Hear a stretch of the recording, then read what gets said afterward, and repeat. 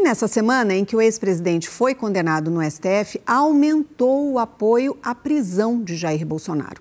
É o que defende metade dos brasileiros, segundo apontou a pesquisa do Datafolha divulgada neste sábado. Em abril, 52% eram a favor da prisão e 42% se diziam contrários. Em julho, houve um empate técnico, 48% a 46%. Agora, em setembro, 50% afirmaram ser a favor da prisão de Jair Bolsonaro. 43% disseram ser contra e outros 7% não souberam responder. A margem de erro do levantamento é de 2 pontos para mais ou para menos. Na quinta-feira, Jair Bolsonaro foi condenado pela primeira turma do Supremo Tribunal Federal a 27 anos e 3 meses de prisão pelos crimes de organização criminosa, tentativa de abolição violenta do Estado Democrático de Direito, golpe de Estado, dano contra o patrimônio da União e deterioração de patrimônio tombado.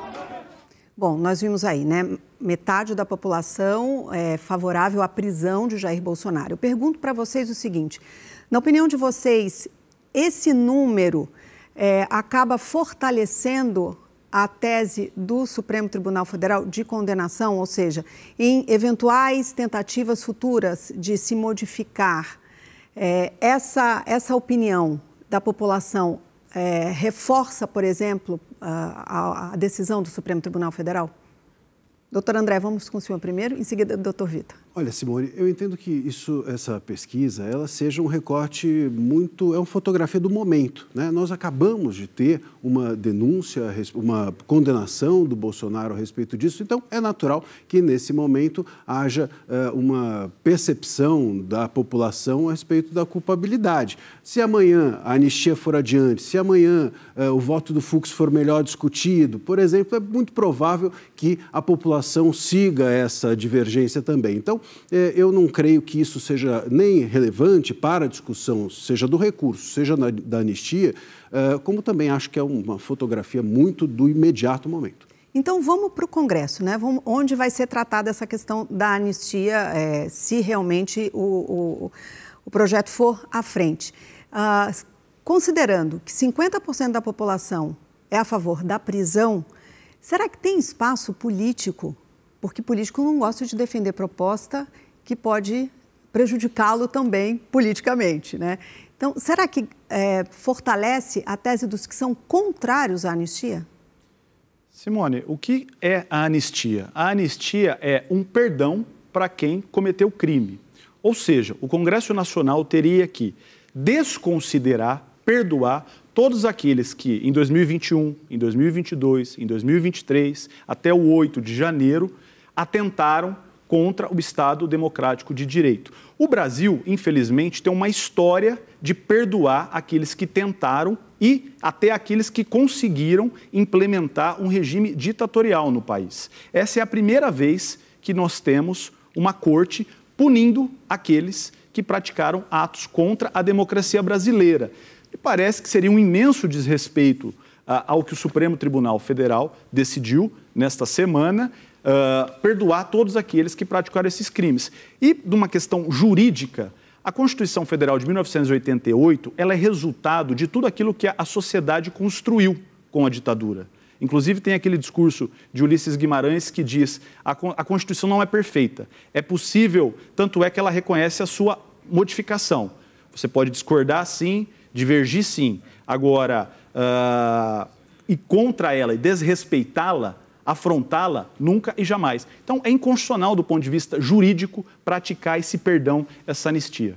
Agora, esse tema é polêmico, né? Porque a Constituição, me corrijam vocês que são especialistas se eu cometer um erro aqui, mas a Constituição, ela não diz claramente quais são os crimes que são passíveis de anistia, né? Mas no caso desses em que eles foram condenados, né, a ação de grupos armados, civis ou militares contra a ordem constitucional e o Estado Democrático de Direito, esses crimes são imprescritíveis, ou seja, eles podem ser julgados em qualquer tempo, eles nunca caducam. E na tese que nós vimos na defesa do ministro Flávio Dino e também de Alexandre de Moraes, eles consideram que justamente eles são tão graves a ponto de poderem ser julgados em qualquer momento, portanto, eles não seriam passíveis de anistia. O que o senhor acha, doutor?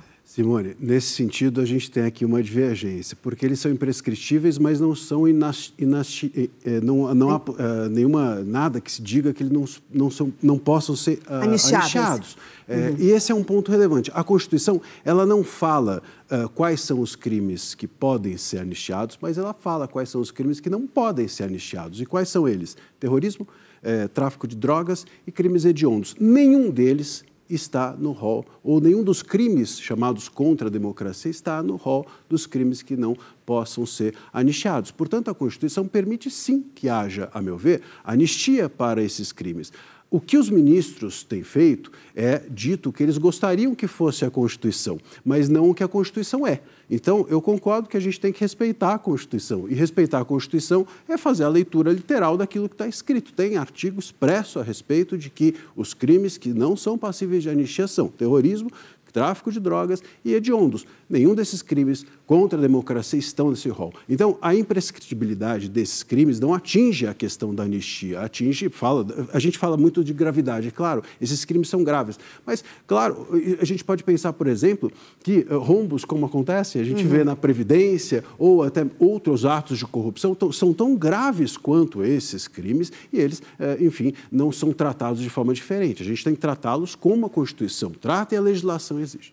O senhor tem uma interpretação diferente, eu acho. Tem uma interpretação diferente. A Constituição Federal, Simone, de 1988, ela é resultado de acúmulos de experiência gerados no âmbito da ditadura. Ou seja, para quem está nos acompanhando, a Constituição é a máxima lei do Brasil que instituiu a democracia. É absolutamente ilógico você supor que um texto que acabou com o regime ditatorial desse uma brecha para alguém afrontá-lo. É a democracia que garante que a gente esteja num programa nacional divergindo de maneira saudável. É isso que ela garante, que todos possam exercer os seus direitos. O que se tentou nesses últimos anos foi acabar com esse tipo de Estado. E veja, a Constituição ela autoriza diversas mudanças. Ela não é perfeita e o tempo faz com que as leis tenham que ser autorizadas. Mas quando ela foi criada, ela estabeleceu 4 pontos, que a gente chama de cláusulas pétreas, que são esses pontos que não podem ser alterados, não podem ser modificados. A forma federativa do Brasil, o voto e garantias individuais. Esses crimes que ficaram demonstrados com base nessa decisão do Supremo, são crimes que violam garantia individual, que visava alterar a forma federativa do Estado, a forma do regime político no Estado, ou seja, seria muito ilógico que o texto que construiu a democracia autorizasse pessoas a agredi-lo de morte. Bom, eu agradeço imensamente a presença dos dois, mais uma vez. Eu acho que todo esse debate sempre colabora para que as pessoas em casa possam formar sua opinião e tomar suas decisões. Muito obrigada mais uma vez, uma boa noite a ambos, um bom final de semana. SBT News, o maior canal de notícias do YouTube.